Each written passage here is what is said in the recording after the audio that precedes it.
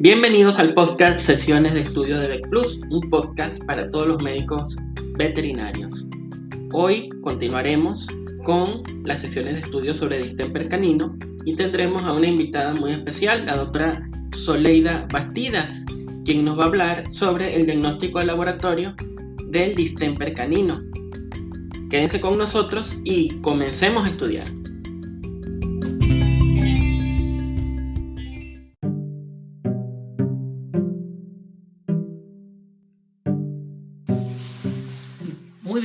Muy bien. Antes de comenzar con el contenido de nuestro podcast, quiero hablar del patrocinante, de nuestro patrocinante principal, que es la Academia Vet Plus Academy, la Academia para Médicos Veterinarios online. Y quiero hablarles particularmente del diplomado en imagenología veterinaria, que ya esta sería su segunda corte y que va a iniciar en el mes de mayo, específicamente el 5 de mayo de 2022. Este diplomado está avalado por el Consejo Nacional de Certificación en Medicina Veterinaria de México, CONCERVET, y por el Colegio de Médicos Veterinarios del Estado Lara en Venezuela. Va a tener una duración aproximadamente de 6 meses, desde el 5 de mayo del 2022 hasta el 17 de octubre del 2022. Está dirigido a médicos veterinarios. La metodología es completamente online, se divide en módulos, en 3 módulos que van a ser dictados por 3 facilitadores que son especialistas en su área respectiva. En el área de radiología, el doctor Matías Escloco de Argentina, en la Universidad de Buenos Aires, el doctor Luis Campos de México, en el área de ecografía para el segundo módulo, y el tercer módulo de endoscopía va a estar desarrollado por la doctora Cecilia Ricard. Este es un diplomado bastante amplio que te va a dar conocimientos tanto básicos como a profundidad de lo que es en general la imagenología veterinaria. Si tienes pensado en tu consultorio, por ejemplo, desarrollar estos servicios de diagnóstico, este diplomado va perfectamente cuadrado con ese interés de desarrollar nuevos servicios en tu clínica, porque no solamente se habla de la parte procedimental, de las técnicas y el uso de los equipos para el desarrollo de la técnica imagenológica, sino que también de la interpretación y también en algunos casos sus aplicaciones clínicas. Así que no te lo pierdas, toda la información la consigues en nuestra página web vetplusacademy.com y en nuestras redes sociales, que nos pueden conseguir en todas las redes como Vet Plus Academy. Entonces están cordialmente invitados a participar.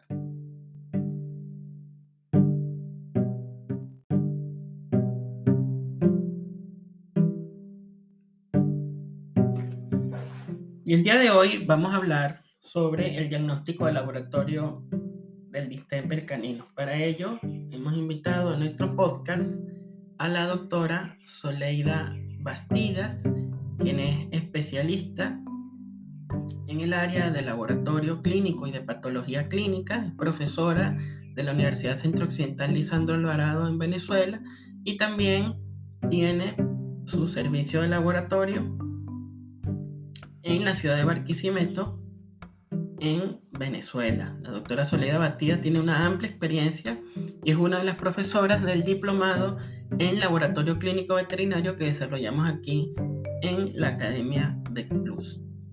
Ella nos va a desarrollar todo lo referente al diagnóstico de laboratorio de esta enfermedad, que debe ser, por supuesto, un complemento importantísimo en la clínica. Así, de esta manera, vamos a estudiar en nuestras sesiones de estudio de una manera bien completa lo que es el abordaje de esta enfermedad en nuestros pacientes animales. Así que, sin más que agregar, los dejo con la doctora Zoleida Bastidas.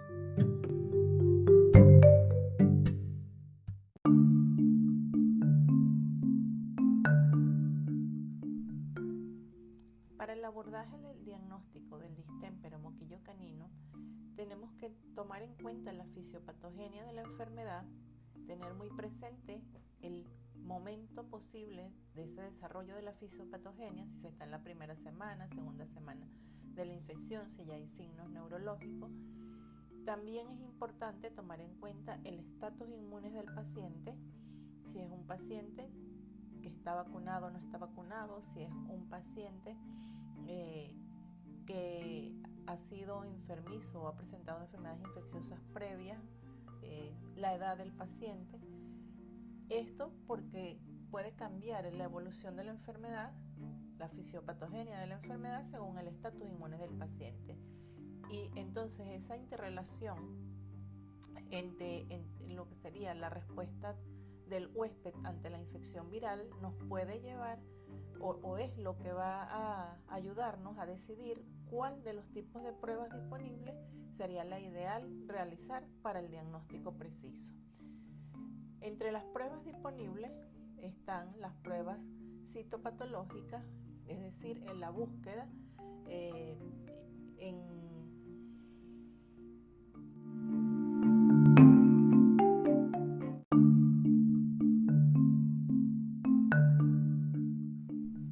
Entre las pruebas para el diagnóstico del distémpero moquillo canino contamos con la citopatología, es decir, la búsqueda en extensiones sanguíneas o citológicas de estructuras que se forman como resultado de la infección viral, conocidas también como cuerpos intracitoplasmáticos, en leucocitos, en eritrocitos y en células de estirpe epitelial.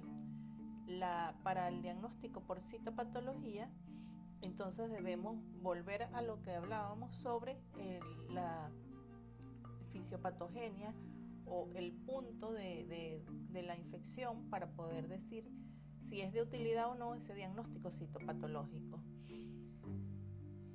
Para hacer la búsqueda en células sanguíneas, en eritrocitos o en leucocitos, tiene que ser en los primeros días de la infección, en esa primera fase virémica, cuando el virus, luego de entrar y estar en tejido linfoide, entonces pasa esos primeros días de la replicación y hasta antes del séptimo día pudiese ser ubicado o pudiesen observarse las inclusiones en eritrocitos o en leucocitos. Sin embargo, no todos los pacientes hacen o en todos los pacientes que estén desarrollando la enfermedad pueden verse las inclusiones. Depende entonces de la carga viral y depende también del estatus inmune del paciente.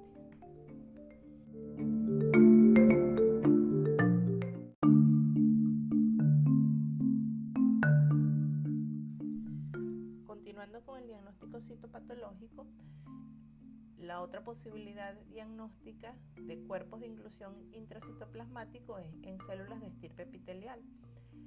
Para eso se realiza una citología conjuntival. Aquí es importante la calidad de la muestra.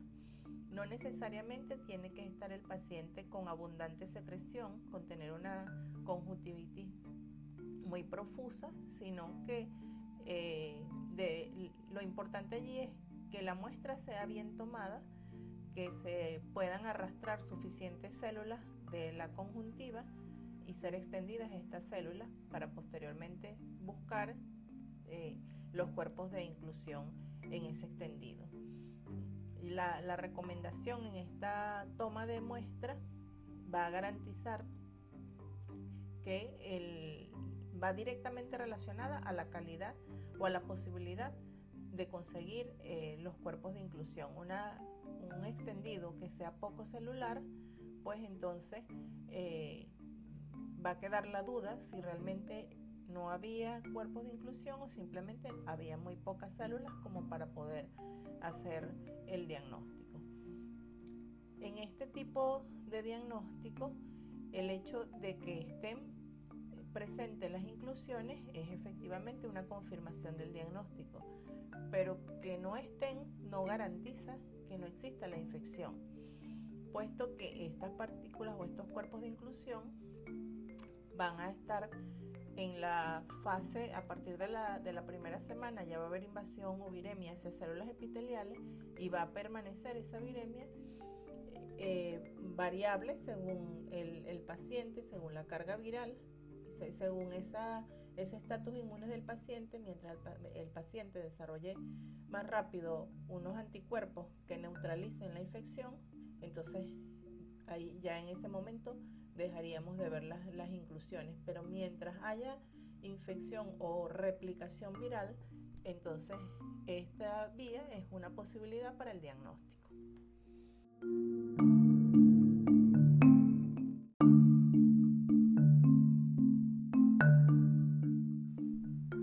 Luego tenemos las pruebas basadas en reacciones antígenos-anticuerpos. Y aquí estas son pruebas inmunodiagnósticas o basadas en técnicas inmunodiagnósticas que son altamente confiables, pero que están sujetas, el resultado está sujeto a interpretación que debe ser correlacionado con la evolución fisiopatológica. Entre estas pudiésemos mencionar la técnica de ELISA o la técnica de inmunocromatografía en fase sólida, como los SNAC rápidos. Si esas pruebas, las pruebas que detectan antígenos y dan positivo, pues allí no hay posibilidad de confusión. Pero si la prueba da negativa, sea que esté detectando antígenos o anticuerpos, hay que pensar en la fisiopatogenia de la enfermedad y tratar de ubicar en qué día de la infección puede estar. Si es de anticuerpos la prueba que se está haciendo y se hace en los primeros días de la infección, si la prueba se hace en los primeros días de la infección, no va a haber anticuerpo aún desarrollado. Entonces estaría dando la prueba negativa aunque la infección esté presente. Mientras que si fuese una prueba de antígenos y se hace ya después de la tercera semana, cuando tal vez ya haya síntomas neurológicos, la carga viral va a ser tan poca que no va a ser detectada en estas pruebas. Entonces siempre hay que correlacionar, son unas pruebas altamente confiables, pero que deben ser correlacionadas con la fisiopatogenia de la enfermedad.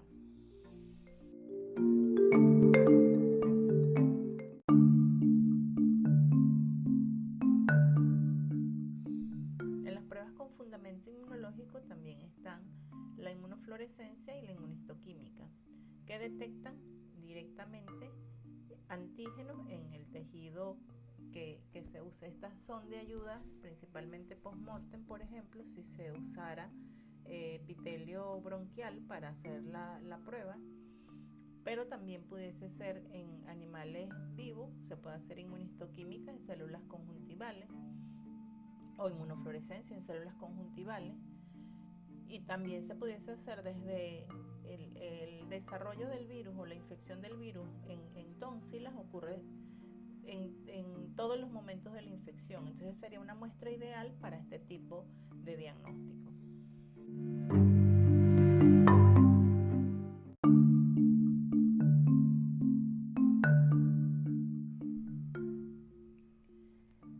En el diagnóstico de distémpero moquillo canino, la prueba considerada como de oro es la detección directa e identificación de ácidos nucleicos virales, es decir, las pruebas conocidas como pruebas de biología molecular o amplificación por reacción en cadena de la polimerasa.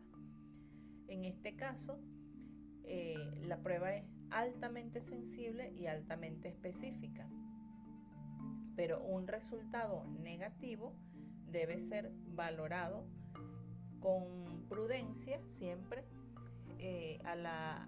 bajo la visión de la fisiopatogenia de la enfermedad.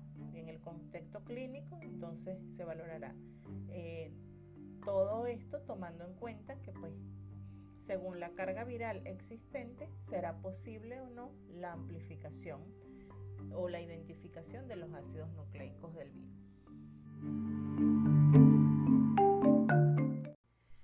En los pacientes sospechosos a distémpero, a moquillo canino, que ya presentan sinología neurológica en el momento que llegan a la sospecha diagnóstica, allí las pruebas a realizar ya no serían en sangre o ya no serían en citología conjuntival, sino que serían en líquido cefalorraquídeo.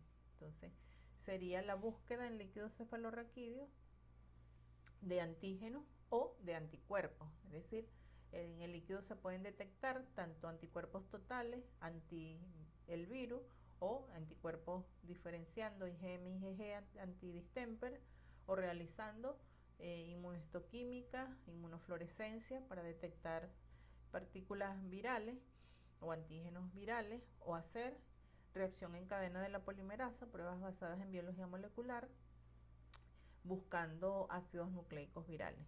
Todo esto en líquido cefalorraquídeo, es decir, que las pruebas diagnósticas mencionadas para los pacientes que tienen signos nerviosos tienen que ser en líquido cefalorraquídeo la búsqueda.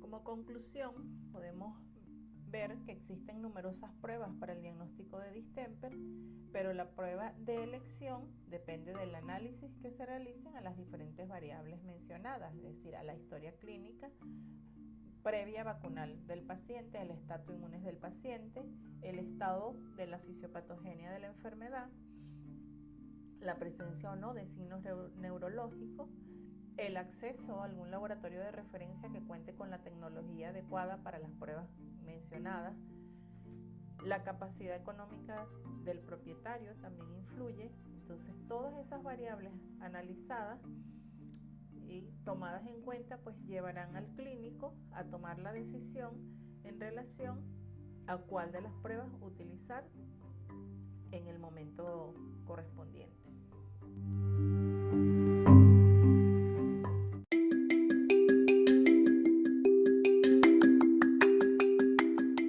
Y con esta información terminamos la sesión de estudio del día de hoy.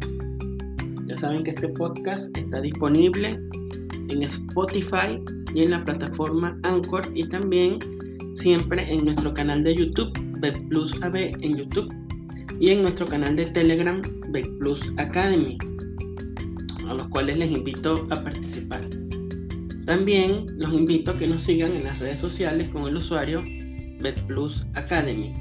Y por supuesto, no puedo dejar la oportunidad de hacerles la invitación a participar en el diplomado en imagenología veterinaria que comienza el próximo 5 de mayo y que se va a desarrollar en 3 aspectos importantes de la imagenología, que es la radiología, la ecografía y la endoscopía, con profesores de primerísima calidad de varias partes de Latinoamérica. El doctor Matías Escloco, gran experiencia en el área de radiología veterinaria, el doctor Luis Campos, igual con una experiencia amplísima en el área de la ecografía veterinaria, la doctora Cecilia Ricard, una referencia importante en Latinoamérica en endoscopía. Ella está en Argentina y es una referencia importantísima en endoscopía. Todos ellos van a estar participando, cada uno en un módulo en específico en el diplomado de imagenología veterinaria. La información para inscribirse en el diplomado y en otros cursos que tenemos disponibles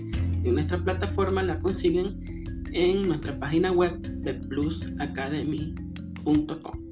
Muy bien, me despido de ustedes por este episodio. Vamos a continuar estas sesiones de estudio en el próximo episodio. Estamos tratando el tema de las enfermedades infecciosas y en este caso en específico distemper canino. Luego iremos a otras enfermedades importantes en la medicina veterinaria. Les habló el doctor Luis Esteban Ruiz Romero, director de VetPlus. Fue un gusto estar con ustedes y nos vemos para estudiar en la próxima sesión. Hasta luego.